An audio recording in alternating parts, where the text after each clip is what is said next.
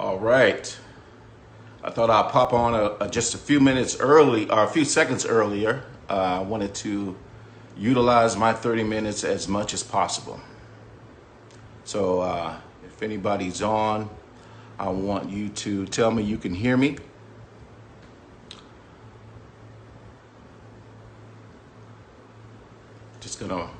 I got about maybe 30 seconds before we jump right into it. So if you're on, tell me where you're tuning in from.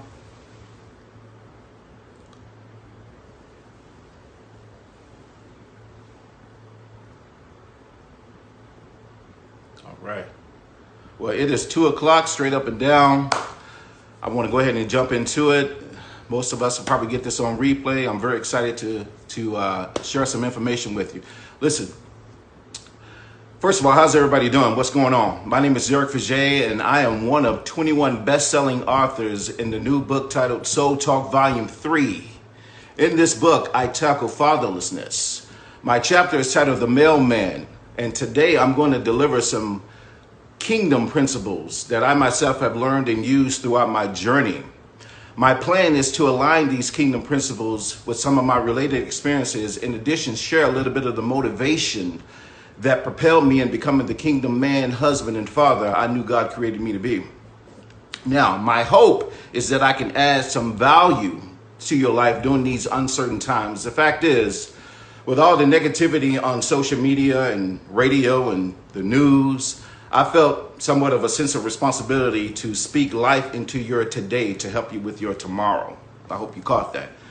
With that being said, allow me to share a quote that a good friend of mine shared with me some time ago, and it reads as such: "Do not seek to become successful. Seek to become a person of value, and success will follow." Yeah, I felt the same way when I first heard that. Listen, if you're still waiting for me to start delivering, I've already started. That was one of my favorites. Let me repeat that again. Do not seek to become successful, but seek to become a person of value, and success will follow. Success will follow you when you become valuable. I want to encourage you to grab a pen and paper, take notes, like, share, comment. I want you to engage. I have a few minutes with you. I want to utilize it as much as possible. As a matter of fact, if you're ready to continue, I want you to type in the comment section right now. I'm looking. I want you to say I'm ready and we can get started. I'm real excited. I'm waiting for you. Just a few seconds.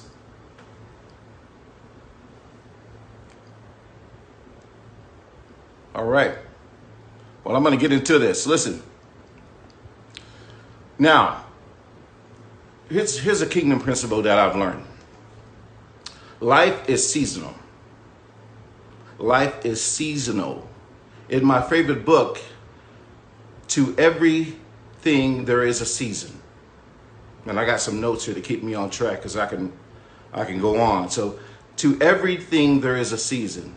There's a time for every purpose under heaven. Ecclesiastes 3, verse 1, New King James Version. And I want to cover that again. To everything there is a season. To everything there is a season.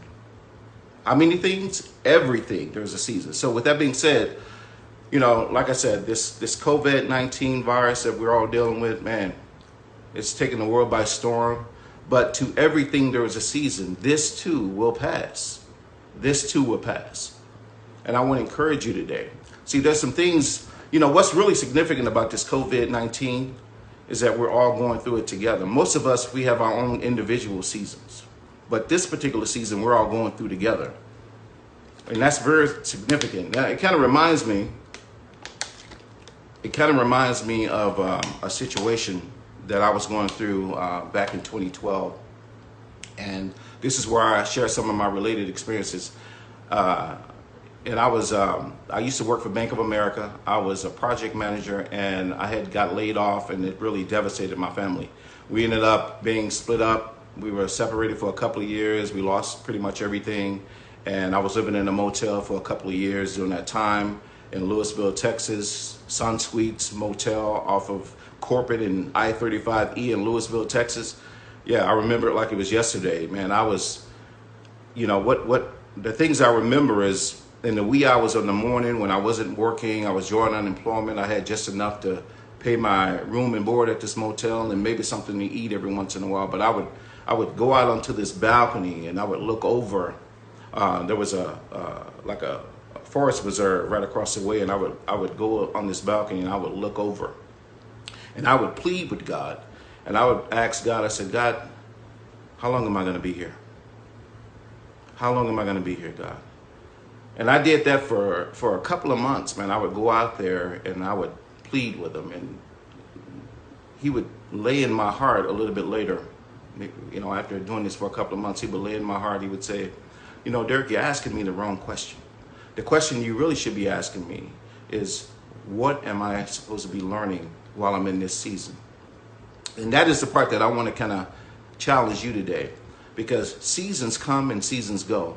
Now, while we're in this particular season, while we're at home with our families, what are we supposed to be learning while we're in this season? See, we got to start asking the right questions. We got to start asking the right questions during this season. And the question that God impelled me to ask was, what am I supposed to be learning? See, here's the deal. Nothing is permanent except God and his promises. And like I said before, to everything there is a season. So this was my season to figure out what I was supposed to be learning.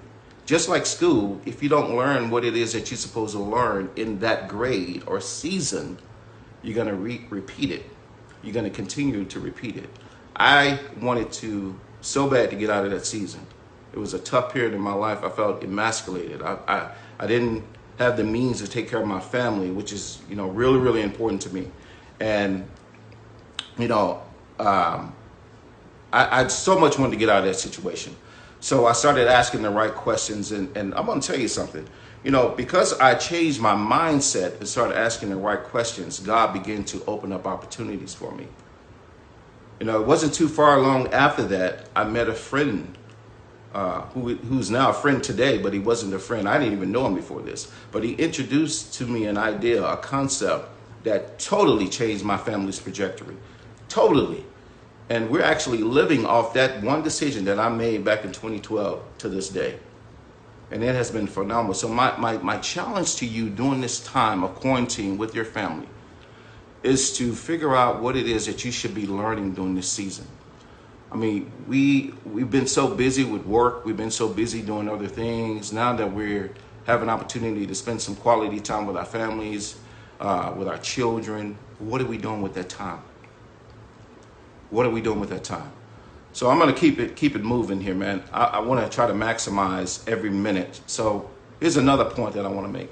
If we can get in our heads that life happens for us and not to us, we can change so much in our lives, man. We can change so much in our lives. You know, I'm a man of faith, and I don't want to push my beliefs on you, but, you know, the Bible is not a book of suggestions. It's a book of promises. Life, to an extent, is an open book test. But the caveat is you got to read the book in order to know how to pass the test. You got to read the book. So I'm going to keep it going. So here's another kingdom principle that I've learned myself. What story are you telling yourself right now? While you're in this crisis, what story are you telling yourself? You know, a good friend of mine gave me an equation one time during a training that we had. It says E plus R equals O. What does that mean? Event plus response equals outcome. Event plus response equals outcome. How you respond to a crisis or in a crisis will depict how long you're in the crisis. Wow, that's real. Back on that balcony when I was in Louisville, Texas, had I not have changed my response to the question I was asking God, I would have continued to keep repeating that cycle. I can't even imagine if I hadn't made the decisions that I made, what my life would be like today. It scares me when I think about it. It scares me when I think about that. So I'm going to keep it moving. Another point, don't waste time blaming people in this situation. A lot of us, we're looking to blame other people for what we're dealing with right now, or we're not accepting responsibility. I would suggest that you use this time to reflect. You ever notice that when we're, sometimes I can't even remember what I was going to say. What I was trying to say here, let me find it real quick.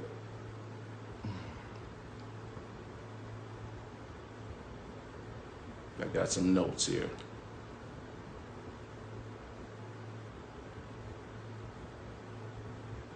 Well, let me just skip that one. Let me skip that one. So here's the deal. You know, when I used to work for prior to Bank of America, I worked at a popular restaurant chain that's well known. And some of the tactics that we used during that time was a below the line, above the line technique. And below the line was when you would not take responsibility for what you were responsible for, or you blame other people on some of the things that you yourself could have made different decisions that could have affected the outcome. And then above the line is you do the very opposite. You take accountability for anything. So we would say, are you below the line or are you above the line during our meetings? Most of the time people were below the line. They blamed it on other people. My challenge to you during this time is, it's okay to go below the line. It's fine. It's not a problem, but you can't stay below the line. I would encourage you to go down, maybe have your moment, and then come back above the line and deal with the situation. Let's not place blame. Now is not a time to place blame on anybody else. We got to take accountability for what's going on in our lives. You know, if I hadn't forgave my father for not being in my life as a child, I can't even imagine what type of father I would be if I hadn't forgave my father. The day I forgave my father, I became the husband, the father, the man God created me to be the day I forgave my father. As a matter of fact, everything that's happening in my life today, my businesses that I'm a part of, being a best-selling author, all started when I forgave my father back then. So I encourage you, forgiveness is key during this time. Let's make our wrongs right during this time. We need to. This is a time to reflect. Okay. And speaking of time, you need to mind your time. Who you spend your time with what you spend your time on during this time is very important. So I would encourage you to spend time thinking about the things that you want to do when you come out of this particular situation. You know, a good friend of mine, we did a Zoom call not too long ago, and he made a significant point. He says that most of us are in 3 modes right now, and those modes are panic mode, thinking mode, decision mode, and there's actually a 4th mode, action mode. So panic mode, most of us are still in panic mode right now. Across the country, we're still in panic mode. The numbers are coming in, and you know, we're looking at TV. I would suggest turning the TV off. Only time you should turn the TV on is when you want to be informed. That's the only time I turn the TV on, is when I want to be informed. Other than that, we're watching movies as a family. We're, you know, playing games with one another. We're just utilizing the time to bond. So my suggestion during this COVID-19 period is turn the TV off, reflect, spend some quality time. Again, I was watching TV the other day, and they said that the domestic violence rate has gone up during this time. Also, child abuse has gone up. So what does that say? That say we're not spending enough time with one another. We're not spending enough time. If domestic abuse has gone up, that says a lot. Child abuse has gone up. That says a lot. See, now we can appreciate what those teachers go through with our children. You know, we've been homeschooling for about 6 years now, and I want to recognize my wife. That was a decision that we made for a while now. I think in 2014 we made the decision to homeschool our kids, our younger ones, and it's been a blessing. You know, we've been able to be hands-on with our children as far as the curriculum. It's been a true blessing. Thinking mode. If what you're thinking about isn't bringing about the change that you wish or need or desire, you got to change your thinking. Now's the time to reflect. You know, when I was living in that motel, I had time to think. I had time to, spend more time with God and get to know God. It was actually the first time I ever read the Bible was during that time. So today I want to have a conversation with you, and I want you to comment. I want you to give me some heart questions. Give me some questions. Have some, let's take this time and let's make sure that we utilize this 30 minutes as much as possible. Action mode. After we come out of this whole quarantine thing, decision mode. After we come out of this whole quarantine, what decisions are we gonna make? Because I'm gonna tell you now, if you come out of this season the same way you came into the season, it's not gonna be good. It's not gonna be a good thing. There's something we are to be learning while we're in this season right now. We got to be learning things. And if what you're thinking about, the thoughts that you're thinking about, I have the thing that I do is I table some of my thoughts before I make decisions. If I can't come up with a good a plan, I put it on the table and I come back to it. I pray about it and I come back to it. Maybe even get some rest. Yeah, that's another thing. I challenge you to, sleep. Get some rest. Don't sit up late at night worrying about things. Give it to God. One of the things that we have in this book here is, we let go and we let God. If you're going to hold on to it, God's going to go to sleep and you can stay up and worry about it. So my suggestion is give it to God. You go to sleep and let him deal with it. Let God deal with it. So I'm about halfway in. So some of the other things that we're doing during this coronavirus is, we have game night, spend some quality time with your children. I'm asking them questions about, what are your thoughts on the coronavirus? Well, how do you feel about the coronavirus? I have a daughter who's in college right now. I have two daughters who are already out of school.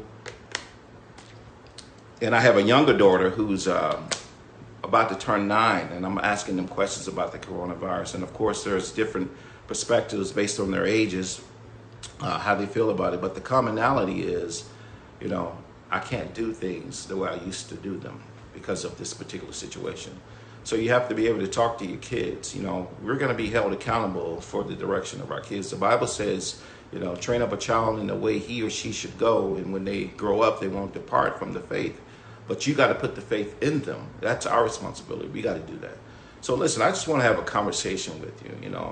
I want to encourage you during this period to, like I said, learn what it is that you're supposed to learn. Move about your life in a different way when you come out of this situation. Think about some ideas that can help preserve your situation when you come out of this. Now's the time to think. The way we used to do things is almost non-existent anymore. We got to start to think about things differently when we come out of this coronavirus thing. Yeah.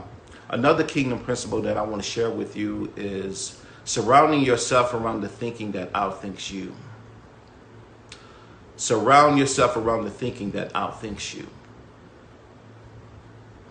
If the friends and people you're hanging around with don't have some of the desires that you have in your heart or things that you want to obtain, I have a slogan that I keep to my heart all the time. If you can't change your friends, then change your friends.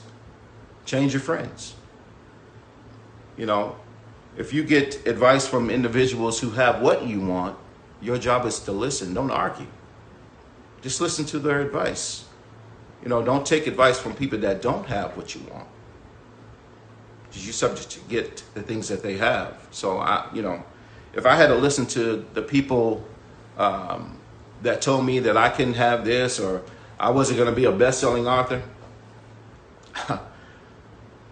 most of the things that I have today, I wouldn't have. So you can't listen to everybody. The Bible even talks about that. There's safety in wise counsel. So you got to get the right type of counsel. You got to get not just any counsel. You got to get the right type of counsel. So, success is a process. And as I said at the beginning of this podcast, is don't seek success. Seek to become a person of value, and success will follow. So these are just some kingdom principles that I've been able to grow through. I grew my best in my stress, man. When I was stressed out, that's when I grew my best. You know, when you're in this situation right now and you're dealing with all this that's going on, this is the time to grow. Growth is painful sometimes. If anybody ever tells you that growth doesn't hurt, they lying. I would run the opposite direction from them. Growth requires stretching. And sometimes when you stretch, it doesn't feel good all the time. So I encourage you to embrace what's going on. Think about what's going on. You know, in my group, Men of Fortitude, this is a group that I started at the beginning of the year officially. I've been talking to a group of men for a couple of years now, and we've been sharing our thoughts amongst each other. But some of these principles that I'm talking about, we go into detail. You know, I only have a few minutes to talk to you today, but we go in detail with some of these principles that I'm talking about. You know, and some of the things that we do discuss is, and I'm going to talk about just for a couple of minutes here. So, you know, the women have an exceeding amount of information out in the marketplace on how to be a Proverbs 31 woman, how to do this, how to wait on your Boaz. But us men, we don't have a whole lot of information out there. So that was one of my inspirations for starting Men of Fortitude, because I want to pour back into the men. My thing is, these women are preparing themselves for things as far as waiting on their Boaz, but does the Boaz really exist? That's my question. We got to build this Ephesians 5, man. And that's what I've been doing with the men. I've been talking about, you know, these kingdom principles that most men, you know, we've been practicing for, we've been operating in a script that we never had, you know, information to. So I want to try to teach the men, you know, these kingdom principles and how to be a man. Most of us don't really understand them because we never had a true example. So anyway,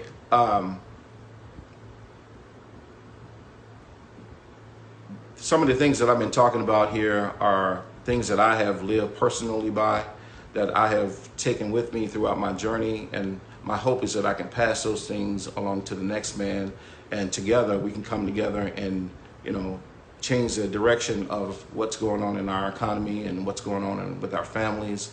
And, you know, my Facebook page that I started a little over a month ago, it's called Men of Fortitude, and you can look that up by going to the Blueprint for Men. That's my Facebook page. My website is called menoffortitude.info. My email is contact@menoffortitude.info. And, you know, I just got a few minutes here left, and I just want to share some information with you. The chains of habit are too light until they're too heavy to be broken. So what does that mean? The chains of habit are too light until they're too heavy to be broken. That means we got to change our thought process. We got to change how we think about things. We got to change how we feel about things. We got to change how we react to certain things going forward in this new dimension that we're about to come into after this is all over with. You know, so that's my time. My hope is that I added some type of value to your life today. If you have any questions, please, you know, put it in the comments. Let me, I'll come back through, answer your questions if there are questions. Hopefully we can do this again. And, you know, it's been a pleasure talking to you this afternoon. My name is Derek Faget again. I look forward to hearing from you in the future. God bless.